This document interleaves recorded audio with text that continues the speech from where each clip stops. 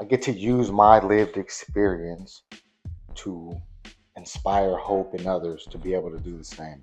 I have a significant lived experience in navigating the judicial system with SUD, with gang life. I made some decisions in my life that led down a path. And if I were to regret all those decisions, then I would not really be honoring where those decisions led me today.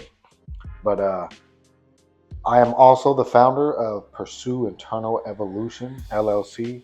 Some of you are familiar with Pi Talk Podcast. And so Pi is the acronym for Pursuing Internal Evolution. The original concept was kind of like a joke about the opposite of the T. Everybody wants to talk about the T, the negativity, the gossip. And so uh, me and Priscilla decided to come up with the anecdote, the pie. Come enjoy some delicious pie, some pie talk. The pursuit of internal evolution is about uplifting, is about the betterment of self, uplifting others. Um, and it's just various concepts. If you haven't caught up with all the different episodes, we've done 25 full length episodes on the channel so far.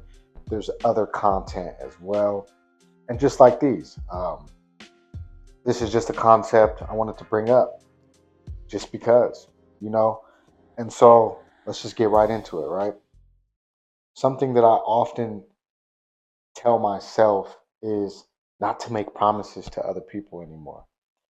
And the changes that I made in my life that got me to where I'm at started with my own internal agreements. And the difference, you know, between um, agreements and promises is that promises are usually for somebody else. Promises are not inherently things that come from the inside out. Everything that gives life comes from the inside out. It grows. It gets planted, it gets watered, it gets nurtured, it gets TLC, and then it grows out. That is the nature of life. Promises are dead things because they start already outside of self. And so agreements are the way to go. Make agreements with yourself because they take root internally, especially when we're talking about recovery or changing from one negative way of life to a positive way of life. If you try to do it through the path of a promise to somebody else, what happens when that somebody else leaves or is no longer a part of the equation? Where's the incentive to continue making the change? It has to be an internal decision. It has to be an agreement made with self for self. And so you want long lasting change. Make agreements. Stick to them. Decide what agreements you want to make. Um, Promises can be heartfelt and sincere. I get that. I understand. But they're often motivated by our desire to meet others' expectations, right? To maintain a relationship or to fulfill a role or to succeed long enough in a thing to achieve a particular goal. Case in point, like a CPS thing, right? CPS says you need to take parenting classes, you need to take anger management classes, you need to do these things in order to get back to your children. Now, you might do those things, but the decision, the agreement to actually embody the lessons that can come from doing those things, that's up in the air, right? The goal is to get your kids back. It's not to learn the things. And so they can be driven by external pressures or the desire to avoid disappointment. On one of the episodes, actually on our season finale, we talked about the concept of folly. Fear of loss leads you. And this was compliments of my older brother. And while this can be motivating, It also means that the driving force behind the promise is often outside of ourselves, right? So let's talk about the fragility of promises. The external motivation can make promises fragile. If a promise is made to satisfy or reassure someone else, again, what happens when that person is no longer in the picture, right? Or their approval no longer feels as important.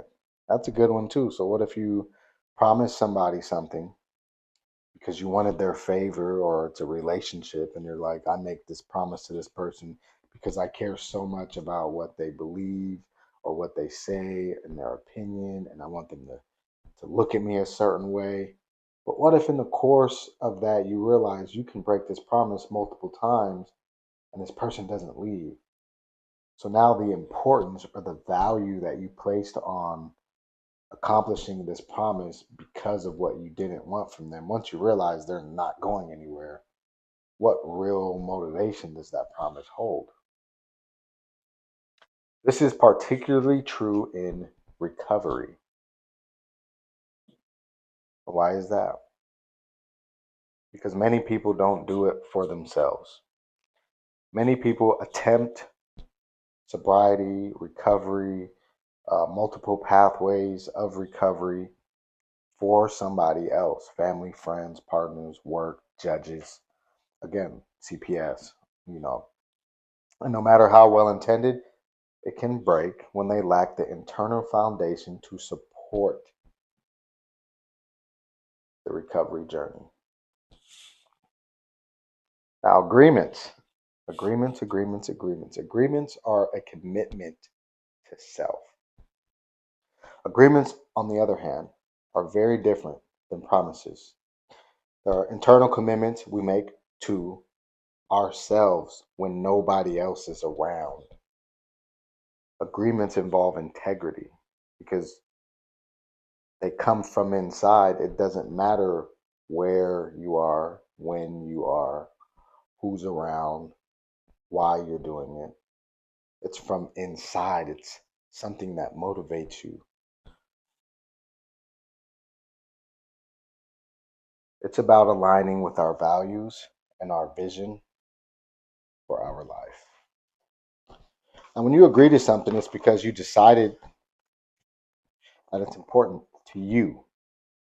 You see the value in it and you see how it fits in your life.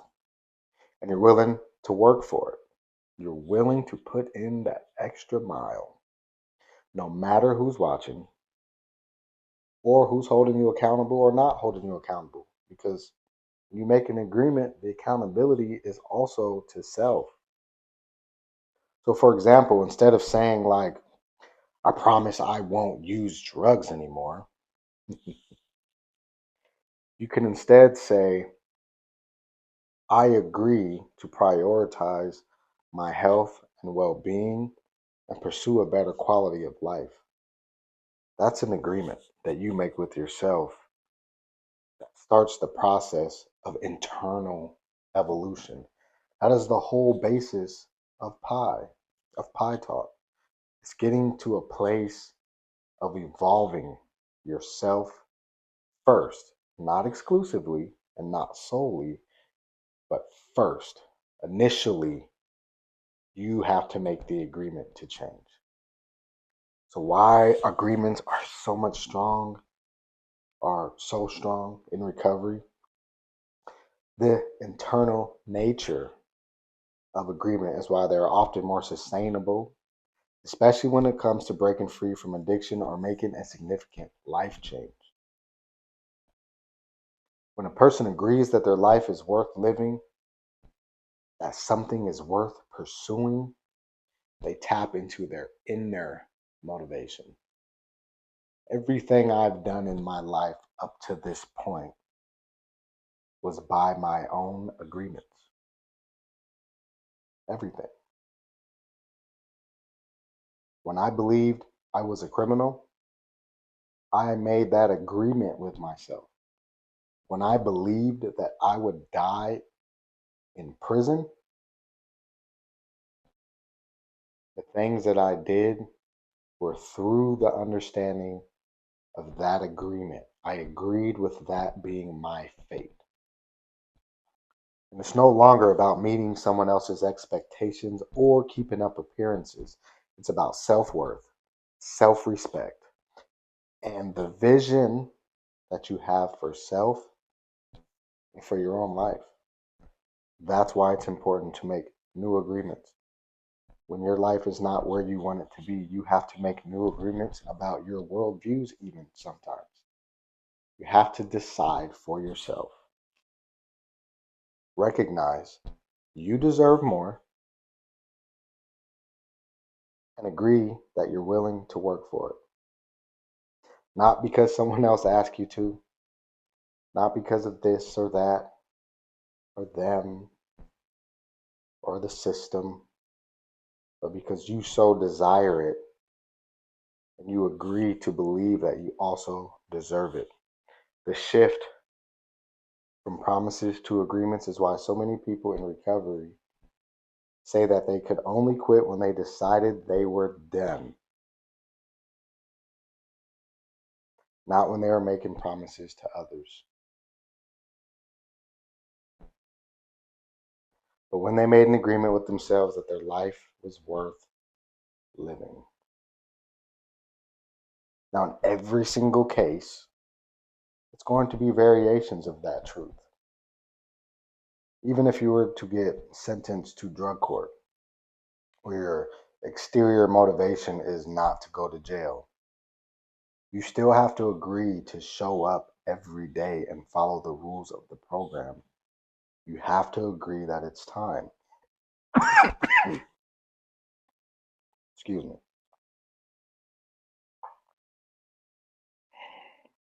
Because if you don't agree that it's time, you won't make it through the program. That simple. So, how do we shift from making promises to people to standing on agreements to ourselves? First, self reflect.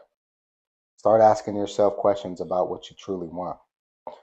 What does a fulfilled, healthy, or happy life actually look like to you if you play the movie out? If you decide this is the thing that you want, what does it look like? Attempt some visualization, and you will see many different scenarios you get to play out without ever actually taking the steps and deciding what that looks like for you. Then, secondly, we're going to think about, does what I want also align with my values? And maybe 1.2, before we get to 2, what are my values? Right? Agreements are grounded in what matters to you most: identity, core values, whether it's health, family, creativity, or freedom, and make commitments that align with those values. I often tell people I set myself free while I was still in prison. But then I heard recently from somebody during a webinar I was watching, and it was put so eloquently that there's a difference between being released and freedom. But there's also a third element to that, and it's called free from. So there's freedom. I set myself free while I was in prison by no longer allowing myself to make the agreements that prison politics were somehow bringing value to my life, because they weren't. And when I started to make agreements to invest in my future and not my present entanglement, not to be bothered with gambling or prison politics or any of those things, I started to enrich myself with knowledge and compassion and goals and a plan. And then I got released, first to a halfway house, then to an ankle monitor, then from the ankle monitor to probation. Now, free from is the process of being finished with probation, completing all those steps, and making new choices for my life without any entanglements. Also, being free from other people's opinions. 3, you have to set boundaries for yourself. 4, embrace accountability. Embrace it. Own everything. Everything you do, everything you think, everything you want, every action you take, every feeling you have, own it. 5, and finally, be kind but firm. Stand on your beliefs. Agreements come from a place of self compassion. They are not about punishing yourself when you fall short, but about reminding yourself why you made this agreement in the first place. When you stumble, remember why you chose this path and then recommit yourself. If you're not sure about making new agreements, try Don Miguel Ruiz's 4 agreements. Be impeccable with your word. Don't take anything personally. Always do your best. Don't make assumptions. Not in that order, but those are the 4 agreements. Stay tuned for more segments of Coach B's philosophies and motivational videos. Thanks for tapping in. Yo, don't forget to hit that subscribe button and ring that bell. Let your friends know, share, leave a comment. This is the Pursue Internal Evolution channel, all about becoming the best you.